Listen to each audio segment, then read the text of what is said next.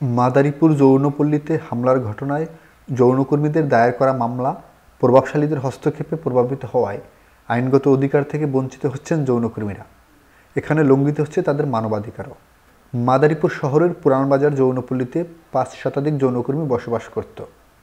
ইসলামী কওম পরিষদ ও স্থানীয়দের ৩ দফা হামলায় ৩৫ জনের বেশি যৌনকর্মী আহত হয়।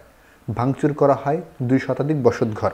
লুটপাট করা হয় যৌনকর্মীদের টাকা পয়সা, স্বর্ণগহনা, সহায় সম্বল ও আসবাবপত্র।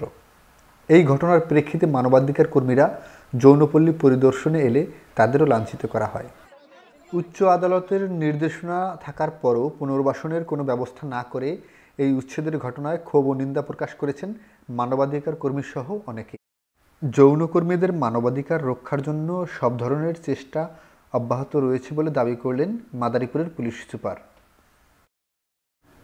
মাদারীপুরে যৌনপল্লীতে হামলার ঘটনায় যৌনকর্মীরা একদিকে যেমন আইনি অধিকার থেকে বঞ্চিত হয়েছেন, তেমনি তাদের মানবাধিকারও লঙ্ঘিত হয়েছে।